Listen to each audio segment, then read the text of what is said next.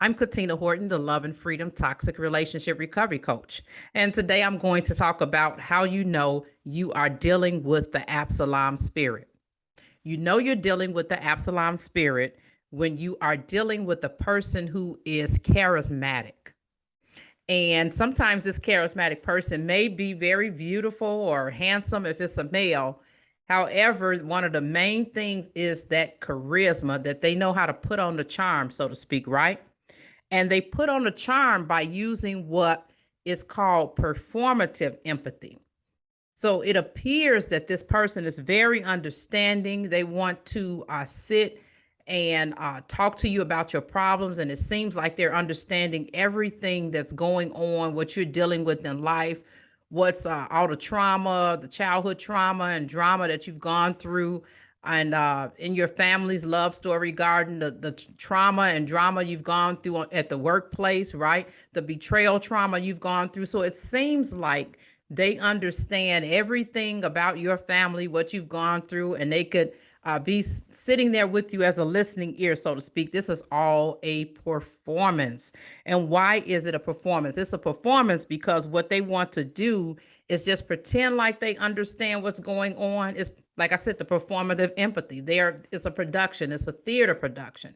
So they pretend like they understand what's going on so that what can happen is in the process, they can use you and pull you in while they are, in essence, plotting to take over someone's position.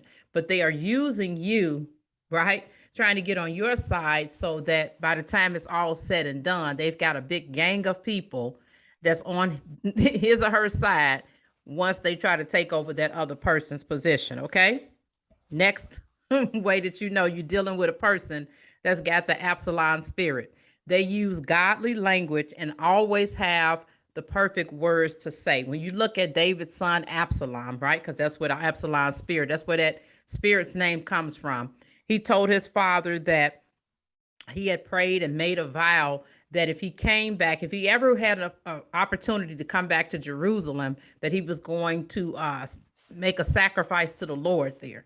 And David just ate that up because why? Think about it. If your son, your children are saying something to you and it sounds like it's godly and you're thinking that, oh, wow, this is great. You know what I'm saying? They're seeking the Lord, that type of thing. So if a person comes to you and they have just the right words to say to you that sounds like godly language, you're going to eat that up, right? And that's what the person with the Absalom spirit wants you to do so that you can say, oh, wow, this is wonderful, the kind of work you're doing, right? All along, they're planning and they're plotting and planning to take over your position, right? Next one, you know you're dealing with the Absalom spirit when they are making attempts at removing your identity by calling you names that you did not endorse as them being okay to call you. Say, for instance, if your name is Marsha and they start calling you the letter M, like the other people in the workplace might say, hey, Marcy, and they might take the A off. Well, they'll take it a step further and start calling you M and thinking that it's okay and like waiting for you to say something, you know, and they'll say it to you and kind of casually without even getting your permission, like, this is okay to call me that.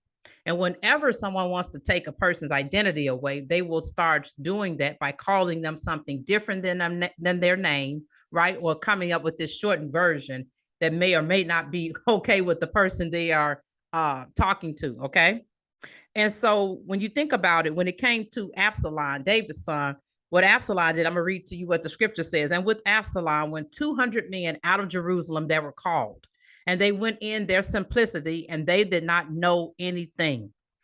And Absalom sent for Ahithophel, the Gilonite, David's counselor, from this city, even from Gilo, when he offered sacrifices. And the conspiracy was strong, for the people increased continually with Absalom.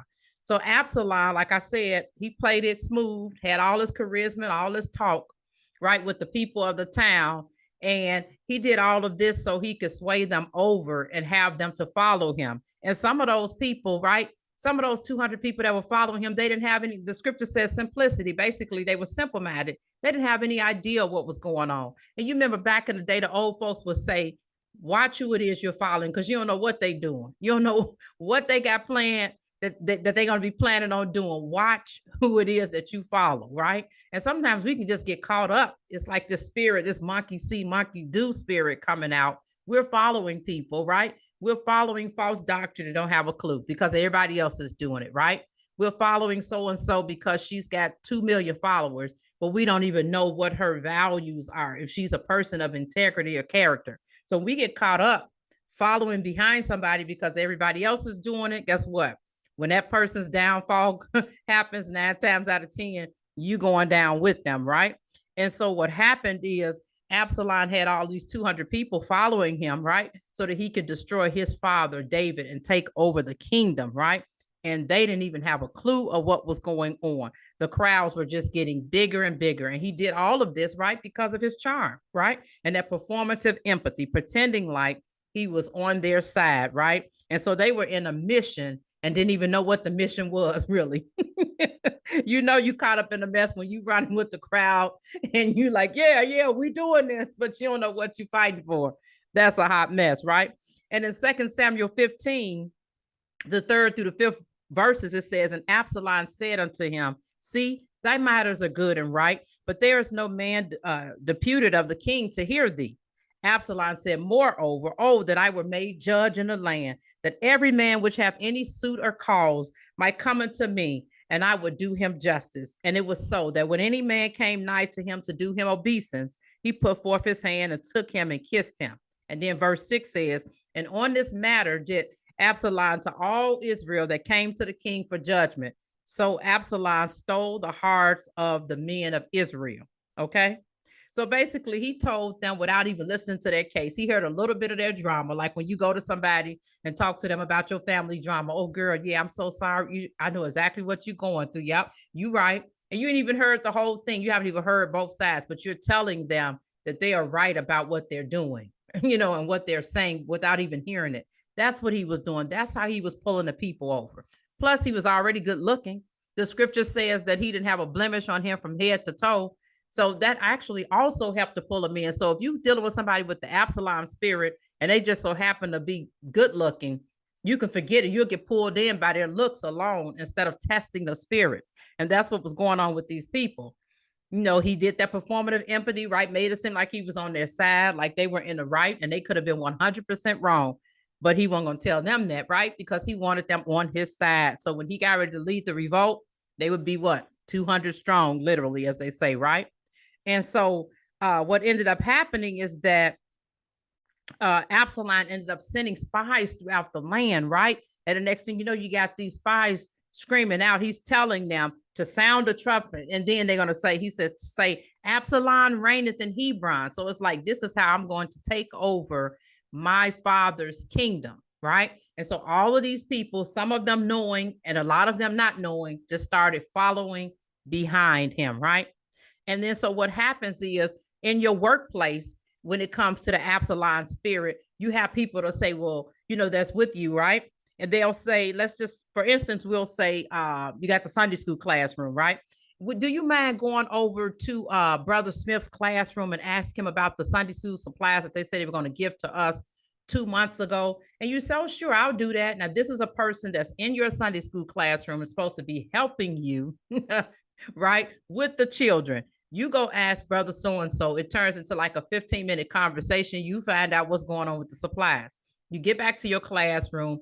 They have literally, within that short period of time, changed the classroom around, have the kids going over a curriculum that you're not even supposed to be going over. And they're telling you what it is that you can be doing instead of asking, how can I be of assistance to you? That's the Absalom spirit, right? They've taken over your Sunday school class, right?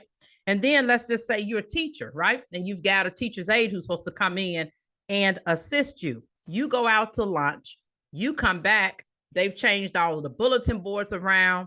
They've got the children doing activities that is no longer part of the curriculum, right? Children are fighting in the corner and doing all kind of inappropriate things. And then you come in and they're telling you, you know what, now I want you to go over here and sit with these kids and work with them on that. Then I need you to go over there and do this and that and other. And you're thinking, well, wait a minute. And at first you get ready to go do it, but you start remembering like, wait a minute, this is my classroom. What is going on here? That Absalom spirit, that's a takeover spirit. Yep, they're coming to take over your job. Okay. Last example of the Absalom spirit. You're in the tech industry, right? You're working on computers, you're getting the software installed, and the person with the Absalom spirit comes by and they're like, you know what? We got to get these computers shipped out. And you're like, yeah, we doing it. We're running out of bubble wrap. Do you mind? Because last time I went over there to get the bubble wrap. Do you mind going around the corner to get the bubble wrap and bringing some back for me? You say, oh, sure, I would go do that. You know, no problem. We can all take turns. So you go and get the bubble wrap. When you come back, just within that short period of time, they've taken everything that you're working on and have taken over your whole area. And then they're telling you what it is that you can do and how you can do it, and have totally changed around your setup.